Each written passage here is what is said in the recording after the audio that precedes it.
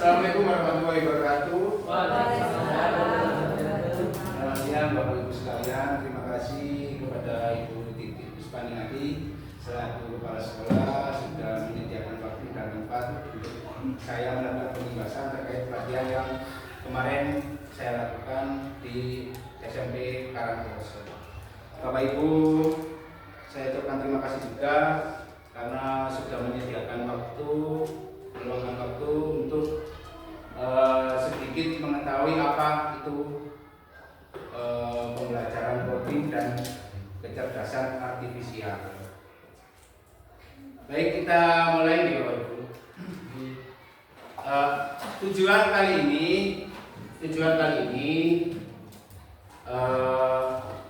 untuk pembahasan yang pertama adalah memahami konsep dasar coding dan AI. AI di AI, itu kan bahasa Inggris, tapi disepakati kalau di Indonesia Kemendikbud itu KA, kecerdasan artifisial, makanya KKA, seperti itu.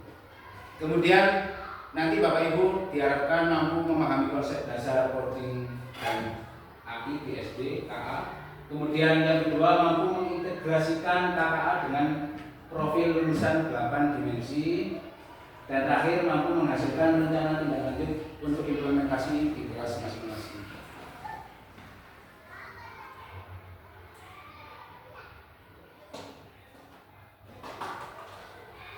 Nah, kemarin ice breaking ya, yang waktu saya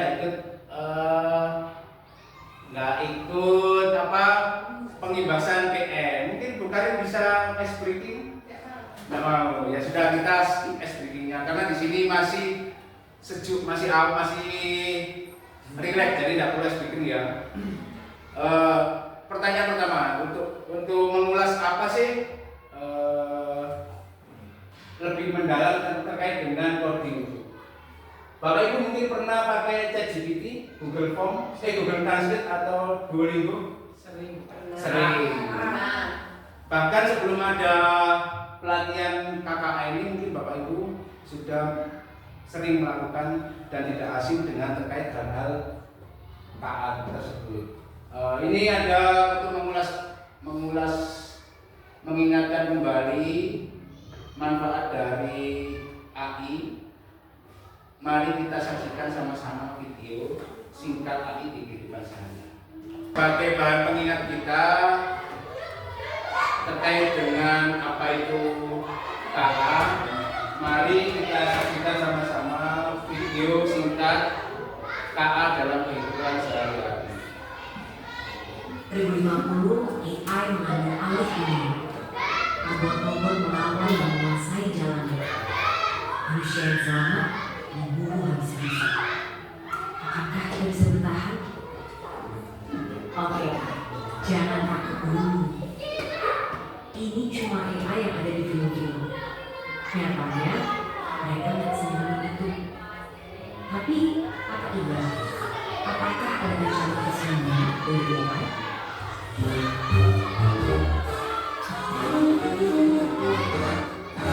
Sebelum ke situ, ayo kenalan semuanya. Simpelnya banget, AI adalah program yang didesain untuk berpikir dan mengambil kreasi. Mereka bahkan bisa belajar sendiri lewat latihan dan dikasih programnya, dari bisa diajar ngobrol, mengolahan informasi, sampai punya kesadaran sebagai anak muda. Dan fitur-fitur keren inilah yang bikin CEO Tesla sampai prediksi kalau AI bisa lebih pintar dari manusia. Yang sebenarnya ini juga bisa jadi tanda bahaya, seperti yang pernah dibilang oleh sang perumus Theory of Everything.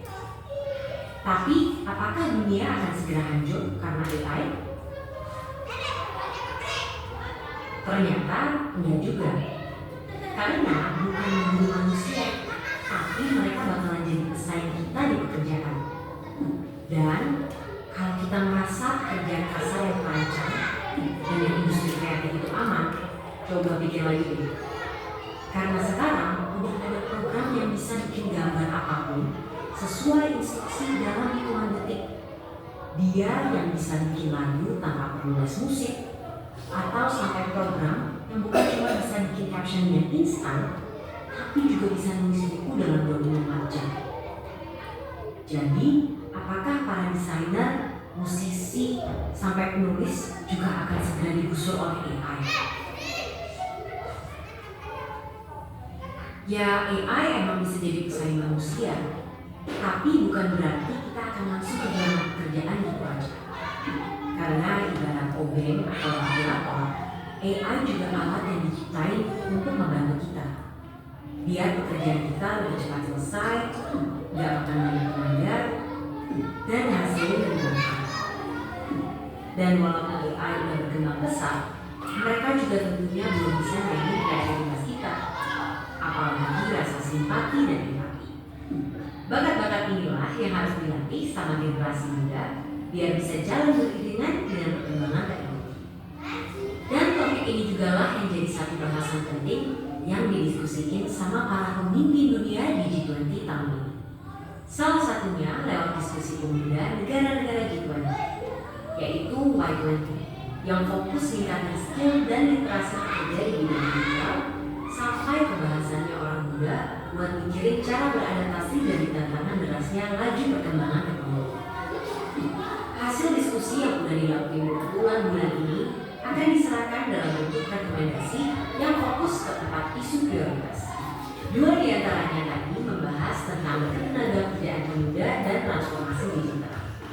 Dokumen ini nantinya akan dibawa oleh Pak Presiden Jokowi untuk didiskusikan lebih lanjut dalam forum G20 di Bali pada November 2022 yang harapannya nanti hasilnya bisa dirasain sama seluruh warga negara G20 lainnya. Jadi itulah dia AI dan segala cerita, mulai dari tantangan sampai peluangnya. Selain kita perlu melajari dan menyikapi AI dari dua sisi, kita juga harus punya sifat satu ini, ya, curiosity.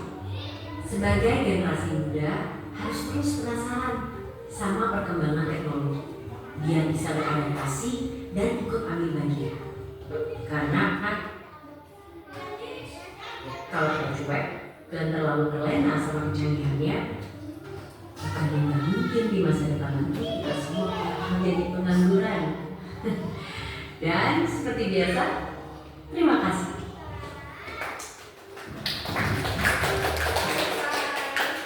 Jadi Bapak Ibu sekalian, yang mana nanti kenapa guru dilatih terkait dengan ini, tujuannya nanti anak-anak kita, generasi terus kita tidak terus dengan perkembangan zaman. Jadi tidak hanya sebagai penikmat saja, nanti diharapkan di jenjang-jenjang selanjutnya dapat bersaing dalam pembuatan IT maupun coding seperti itu.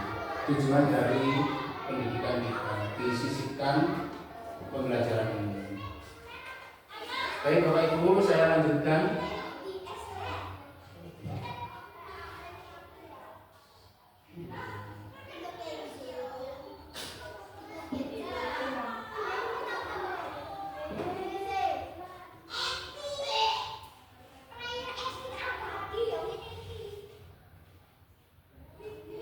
Tadi sudah sedikit saya ulas kenapa ini diadakan di sekolah. Yang pertama adalah mengacu pada Permendikmen nomor 10 tahun 2025 dan capaian pembelajaran 2025. Jadi tidak asal ada pembelajaran coding dan KA di sekolah. Memang kita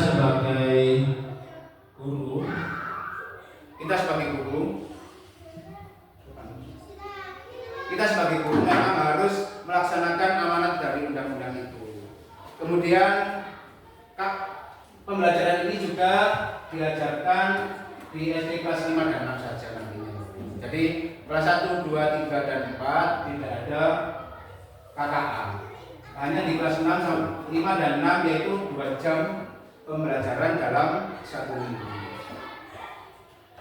Kemudian kita akan belajar coding. Mungkin Bapak Ibu bertanya, apa sih coding itu? Nah, coding mungkin yang dipikirkan Bapak Ibu mungkin dari huruf-huruf, angka-angka, memprogram. Tidak Bapak Ibu. Kalau di SD itu kita hanya memberi instruksi ke komputer untuk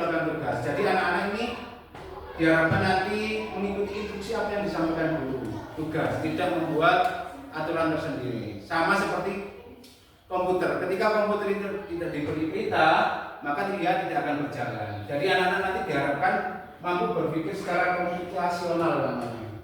Jadi ketika diarahkan kanan, maka anak-anak itu ke kanan.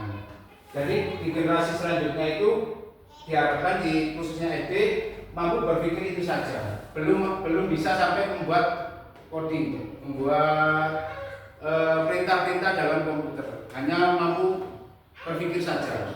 Kemudian melatih problem solving, permasalahan-permasalahan dengan berpikir komputasional tadi.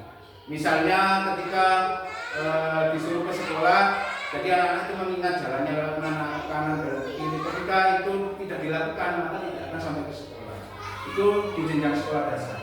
Kemudian ketika coding ini ada dua metode Bapak Ibu, yaitu plug sama unplug. Ketika plug ini pakai alat komputer, ada scratch, ada block click dan video code. Mungkin bisa dicoba yang pakai unplug ya. Yang pakai plug. Kalau yang pakai unplug yang saya kemarin lakukan, mindah-mindah barang itu pakai unplug tanpa komputer. Kalau pakai komputer ini mungkin bisa dicoba.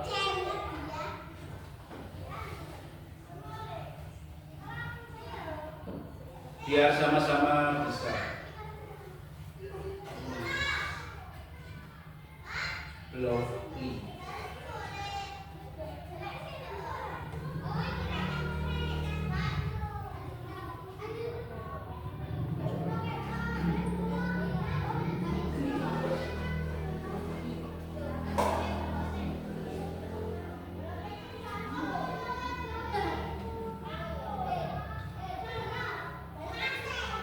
Nah, ini di brokoli, permainan coding brokoli. Ini bisa, contoh, ini ada teka-teki, ada labirin, ada burung, ada kura-kura, ada film, ada musik, ada kolam pembimbing, ada bola. Ini misalnya contoh.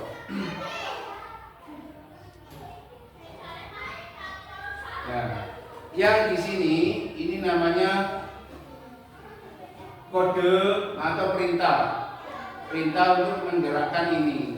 Ini kalau pakai metode plug, pakai komputer. Kalau pakai unplug ya pakai manual, pakai omongan, pakai media yang ada di lingkungan sekitar. Misalnya ini bergerak maju, ini kan bergerak maju di sisi sini, ini saya harus dulu. Nah, ini mungkin bisa sama peserta didiknya. Bisa ini namanya kodenya. Kita masuk level 2 nih, Pak. Nah, ini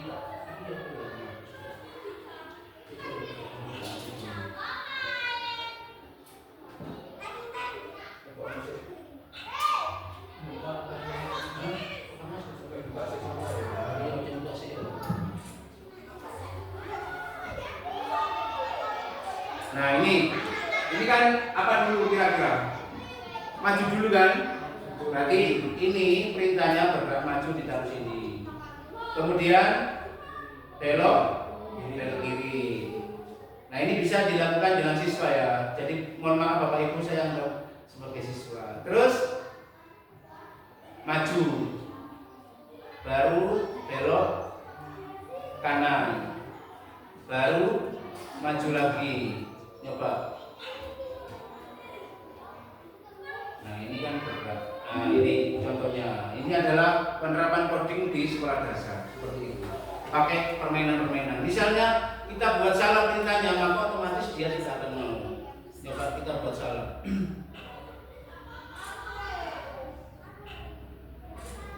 Ini nanti bisa anak-anak yang maju.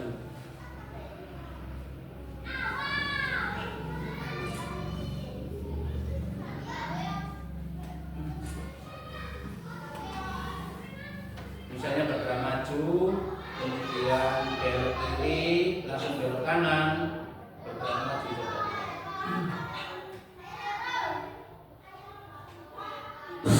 Nah, ini kakak. Jadi itu tujuannya coding adalah seperti itu di sekolah dasar. Memang anak-anak diharapkan mengikuti perintah, berpikir secara komputasional. Nah, itu. Jadi pikiran coding yang selama ini Bapak Ibu bayangkan nggak seperti itu yang di lembaga sekolah dasar. Hanya berpikir saja, berpikir seperti komputer. Kemudian selanjutnya ini AI, kecerdasan artifisial, teknologi yang meniru cara berpikir manusia. Jadi AI ya, ini mungkin Bapak Ibu punya WA, chat dengan Meta, itu adalah AI, tergolong AI.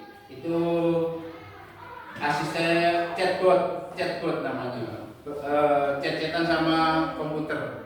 Apa yang kita perintah, kita mau, maka kecerdasan artifisial itu akan menjalankan. Jadi tidak semena-mena dia menjalankan kalau tidak ada perintahnya manusia. Nah, yang diharapkan di sekolah dasar, anak-anak itu merintah yang bagus, bukan merintah yang baik, bukan merintah yang jelek terkait dengan pemanfaatan AI, memanfaatkan untuk pembelajaran. Jadi jangan sampai membuat gambar disalahgunakan, mencari informasi disalahgunakan. Tujuannya adalah itu di sekolah dasar. Kemudian ini tujuannya integrasi 8 dimensi profil lulusan, yaitu yang pertama adalah mampu bernalar kritis. Ketika anak-anak menggunakan AI, otomatis dia menggunakan nalar untuk apa yang dimau, apa yang diinginkan. Jadi tidak asal untuk memanfaatkannya, sehingga apa yang diharapkan bisa diprediksi AI dengan baik, tidak asal mencari. Kemudian kreativitas, jadi anak-anak bisa menghasilkan karya dengan AI. Karya ini nanti bisa berbentuk digital dan lain sebagainya. Ini yang diharapkan nanti. Kemudian kolaborasi, membuat proyek animasi edukasi dan kemandirian belajar coding mandiri secara online. Itu tujuan dari integrasi 8 dimensi profil pelajar, profil lulusan. Kemudian ini membuat chatbot hewan langka. Mungkin Bapak Ibu bisa langsung praktek dengan Meta dan lain sebagainya. Ini mungkin sering dilakukan. ChatGPT juga sering memanfaatkan chatbot untuk mencari informasi. Ini tidak usah nih, karena sudah sering. Nanti langsung praktek saja. Ini etika dan resiko AI. Ini perlu ditekankan bahwa itu ketika dibahas. Jadi privasi data ini penting. Tidak harus anak-anak langsung masuk email dan lain sebagainya. Takutnya nanti ada kebocoran data. Mungkin selama saya pelatihan ada menemukan ilmu baru, yaitu periksa data. Periksa data mungkin bisa dicoba di Google, HP-nya mungkin dicek. Periksa data di Google itu nanti bisa dimasukkan langsung ke saya. Periksa data.com. Nah, ini untuk mencari tahu email kita tersangkap atau enggak, email kita bocor atau enggak. Nah, ini periksa data. Mungkin kalau sering pinjol dan lain sebagainya itu keluar. Coba dicoba periksa data. Coba tanya Google, coba. Apa Google? Email sama email biasa. Email belajar kan? Mungkin yang sering main judul online. Coba ya, punya Google.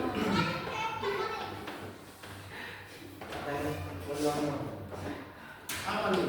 Itu soal Indonesia. Oh iya.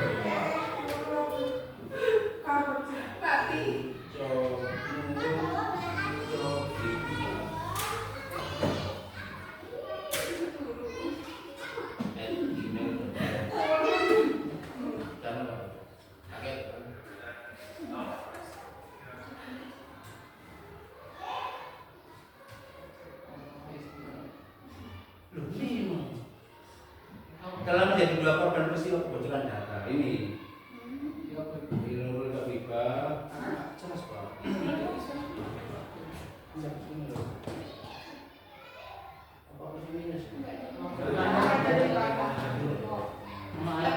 Ini dari data yang bocor di sini, karena masuk ke ini, Wattpad sama BIM. Jelas. Nggak mungkin lagi. Periksa data. Jadi anak-anak nanti diharapkan mampu bisa menjaga kerahasiaan data. Tidak syukur asal memasukkan data pribadi, karena ketika menggunakan internet itu sudah masuk dunia luas, masuk seluruh dunia. Seperti itu. Kemudian etika ini juga perlu ditekankan, yaitu resiko defect.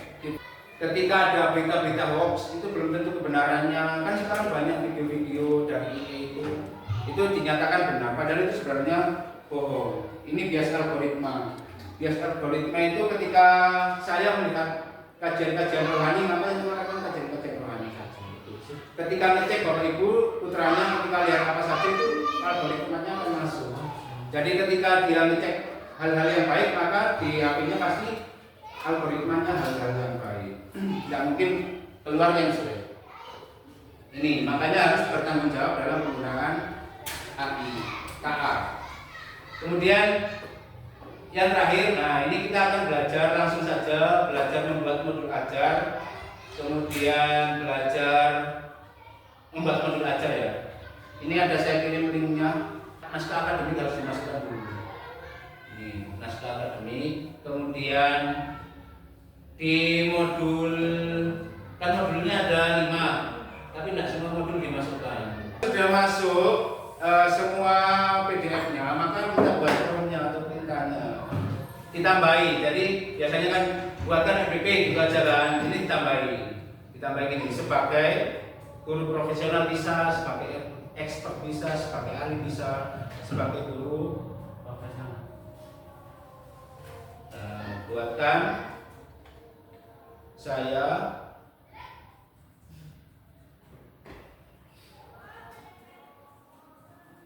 Nah ini pembelajaran bisa 1 hari, bisa 2 jam, ini tergantung apa yang diminta. Kalau misalnya kan kita coding kan 2 JP, maka 2 kali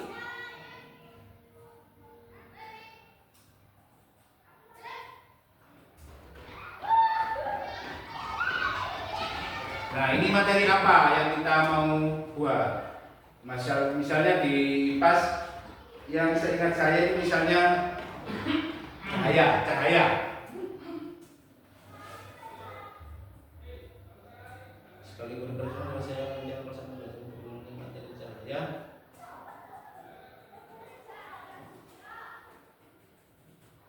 Nah, ini sebenarnya semakin panjang promnya, semakin jeli teliti promnya, maka yang dihasilkan akan semakin detail. Karena ini hanya singkat, maka kita coba saja.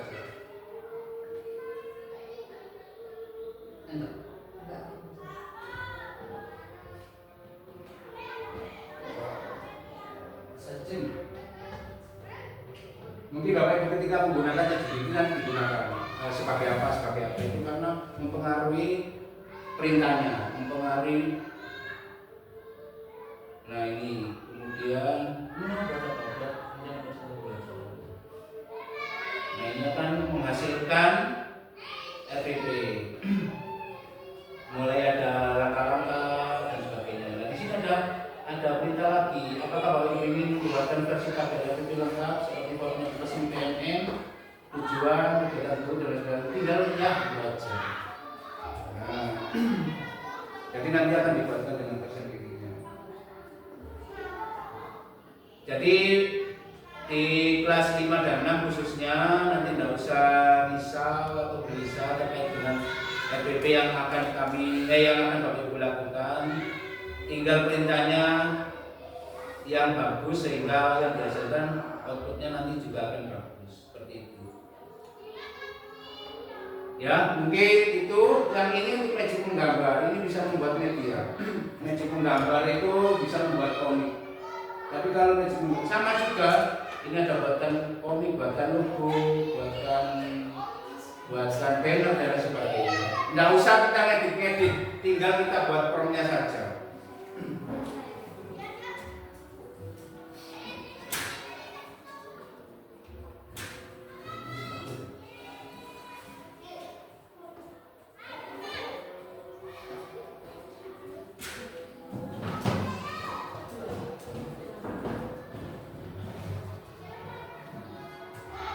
Kalau menggambar, kalau pakai magic menggambar, hasil gambarnya mungkin agak lama. Nah ini. Tinggal kita membuatkan apa di sini ada pertanyaan lagi. Terima kasih Bu. Ketika mau digambar anime juga nanti akan keluar anime ya, animasi. Seperti itu ya. Tapi khusus pembelajaran bukan umum karena sudah disetting terkait dengan pembelajaran. Selanjutnya pesan dari ini, Bapak Ibu tidak akan pernah tergantikan dengan AI atau KA karena guru itu tidak hanya mengajarkan pengetahuan tetapi juga mengajarkan etika baik